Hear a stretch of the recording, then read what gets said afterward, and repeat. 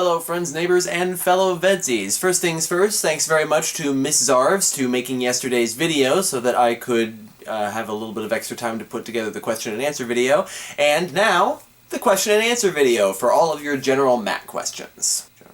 Just a quick heads up, this is going to be kind of a meta video because people ask questions about the storyline and the writing process and all that sort of thing, so consider this kind of outside of the storytelling that I'm doing with the rest of the videos on this channel. Also, again, there are some questions that were along the lines of, have you seen this thing or have you read this thing? And unless the answer is yes, I'm not answering them in this video, so if you don't hear that question answered, then the answer is probably no, but I would be interested in learning more. So here we go. From Nicholas Stout, how did you come up with the Personas plot? Along the same lines, from William DeMarco, how did you come up with the whole storyline between you and Coded Lock Films? How did I come up with the Personas plot? How do I come up with any of my storylines, man? Jesse will be the first one to say that I just basically make stuff up as I go, and that's pretty much true. I plan out a little bit now, but I used to basically just make things up as I went. My storylines got their start from being on Shiny Happy Vloggy People, and they were shaped by the themes that we were doing each week. And it's kind of similar now. My plotline is kind of shaped by the reviews that I want to do. So I pick a review that I want to do, it's in a particular genre, I want to do the video in that genre, and so the story kind of comes from that. Honestly, a lot of my major plot lines for the personas came about because I needed a particular persona for a particular type of review. Like, I needed Hatter because I wanted to have another persona to argue with me about books versus movies for the books versus movies reviews. I needed Scotty because I wanted a different persona to do theater reviews. I needed Haberdasher because I wanted a kind of evil, biased persona to do the bargain bin reviews. Plotlines also sometimes come about because I basically just ask the question, gosh, wouldn't it be cool if, like, the whole Expeller review of Split basically came about because I thought it would be cool to have Reg and Hatter actually in the same screen together and arguing, like, as actually two people and not just me switching back and forth. And like I said, a lot of it is shaped from the reviews, and I'm strongly influenced by shows like Heroes and Buffy the Vampire Slayer, where they have season-long plot arcs and they reveal little bits and pieces of them along the way, so yeah.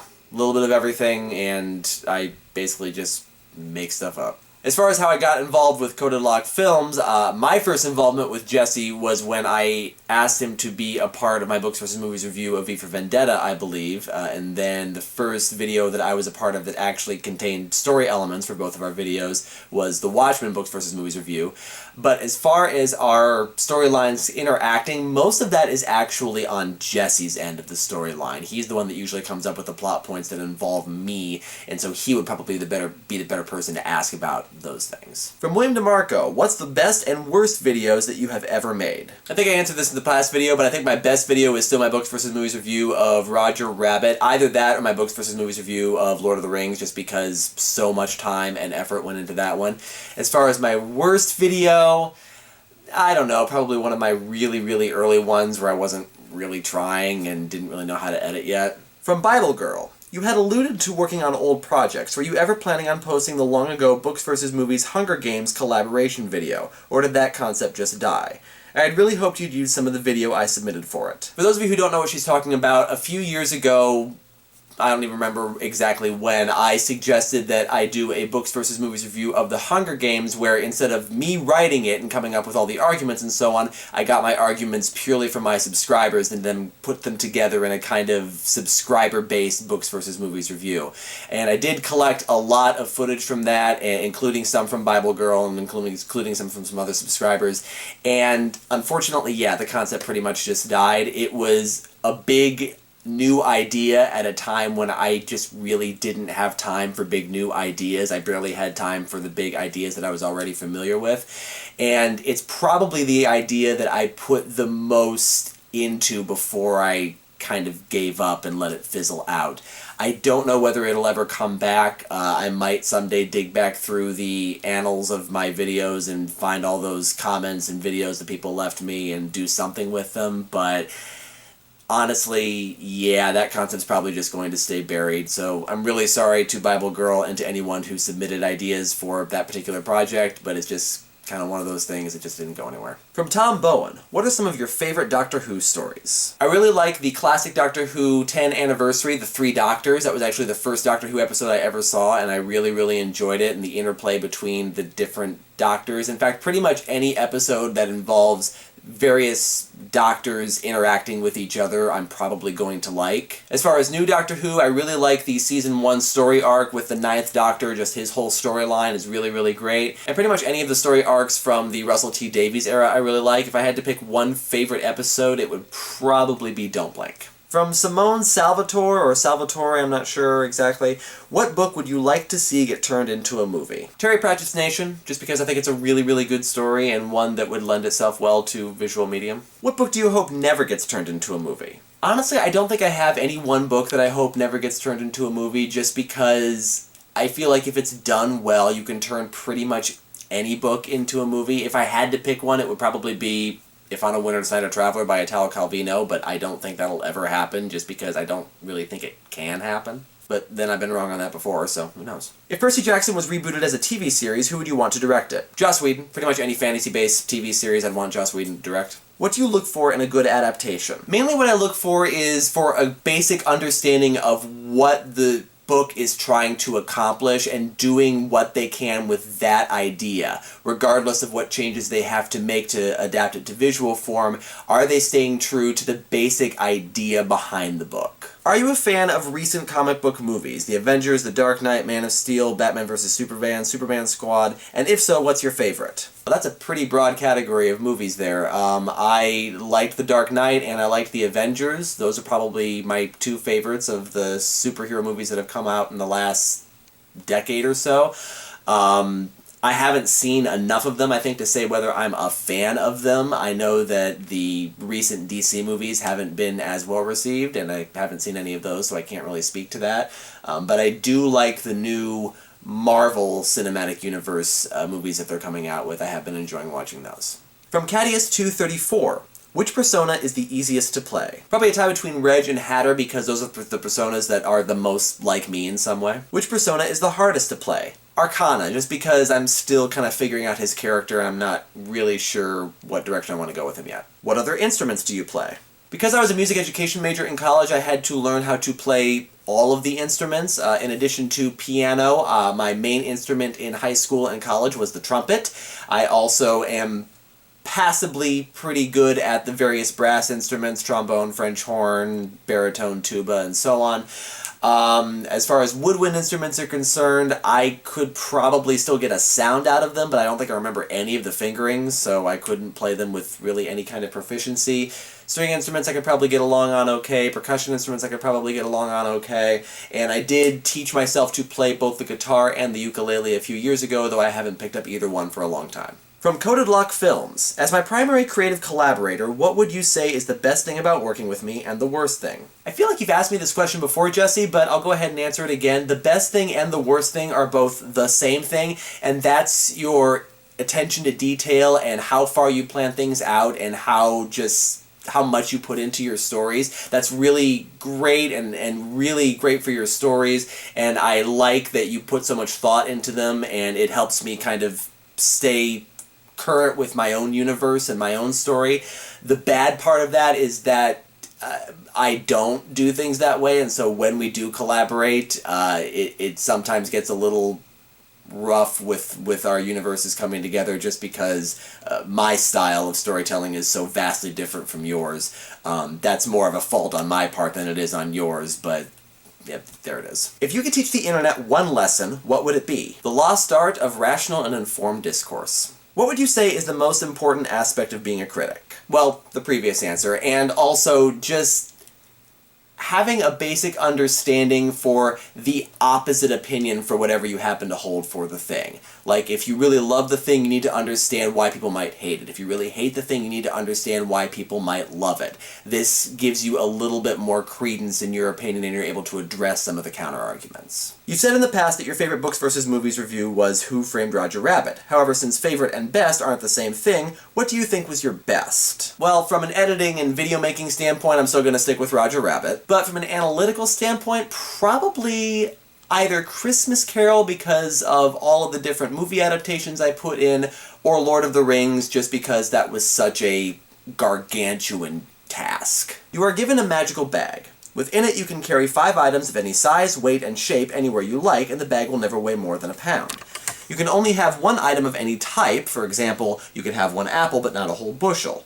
You cannot swap out the contents of the bag once you've decided what to put into it, but you could replace them with new ones. For example, if you ate the apple or the apple went bad, you could replace it with a new apple. What are your 5 items? An iPad, because that would give me pretty much any connection to the outside world and entertainment that I could possibly want. A charger for the iPad, so that I wouldn't have to keep constantly replacing the iPad when the battery ran out. Bottle of water, headphones, and I just keep thinking about apples now. Sure, an apple. Entertainment, power, ability to shut out the world around me, hydration, and a healthy snack. That's all I need. From Gwendolyn Harrison. 25th Annual is also one of my favorite musicals and was probably the best experience I ever had performing in my school's theater program. I played Logan.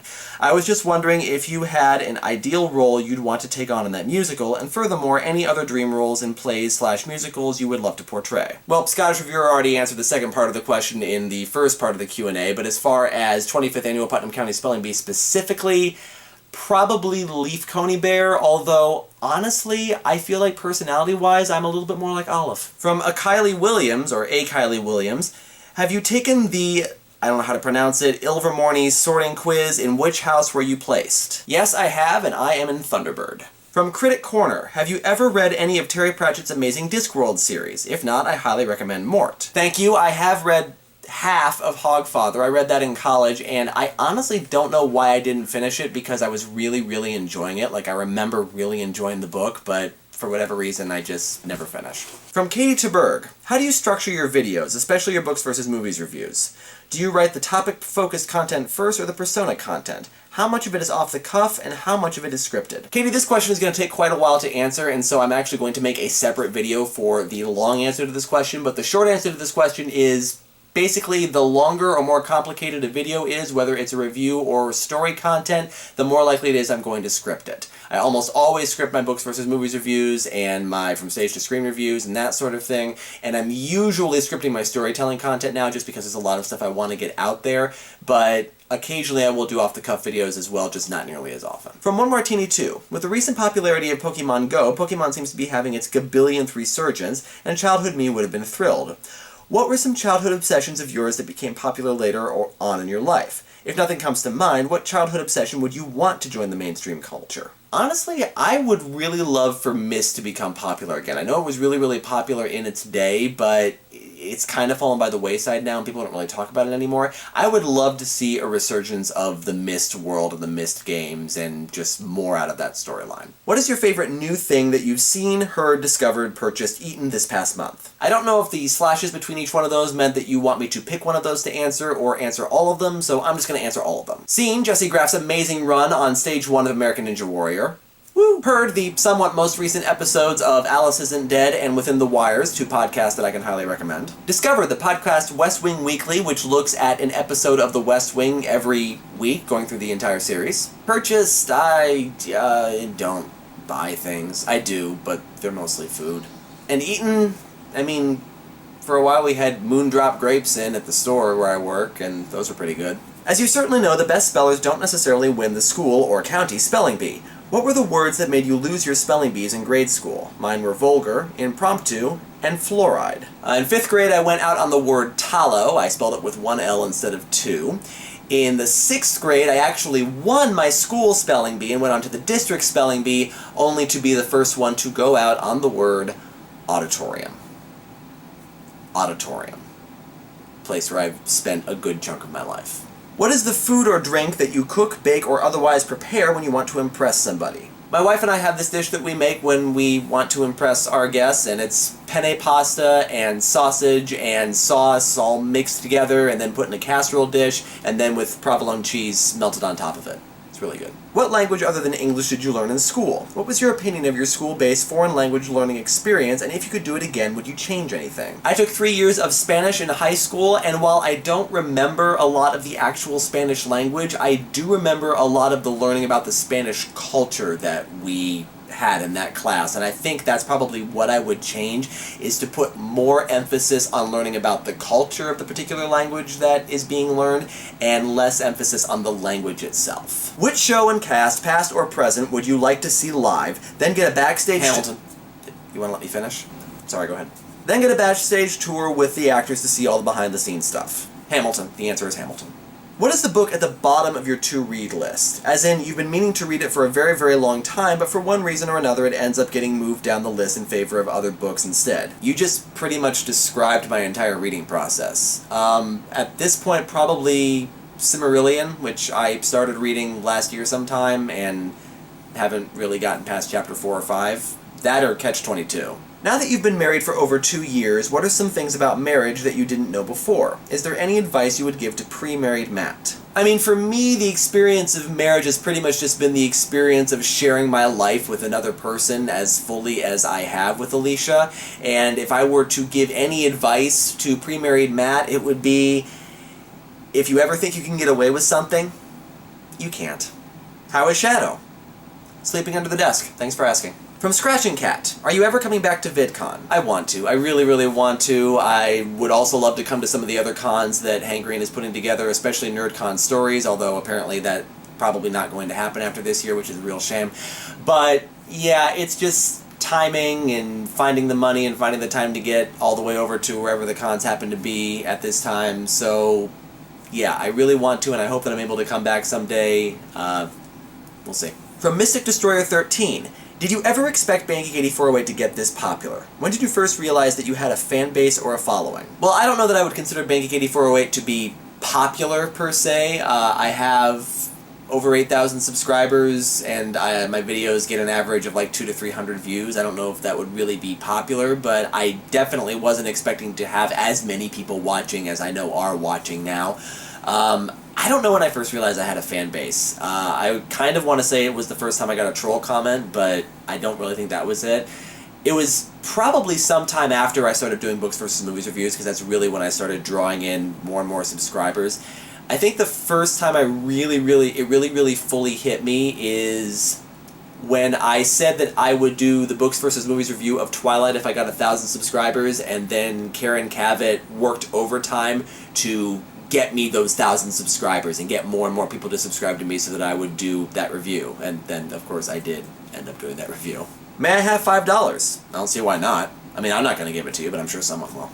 From Autumn Stall, if you could change your life to any genre besides nonfiction or realistic fiction, what genre would it be? Fantasy, because magic and dragons. If you had to choose one musical to be your life story, which would you choose? Also, do you think you could survive Rocky Horror Picture Show? Well, first of all, no, probably not. And second of all, maybe title of show. And that does it for all the general Matt questions. Sorry if you asked a question and it didn't make it into this video. I'll try to answer those questions in the comments if I can. But until next time, friends and fellow VEDSies, see you tomorrow.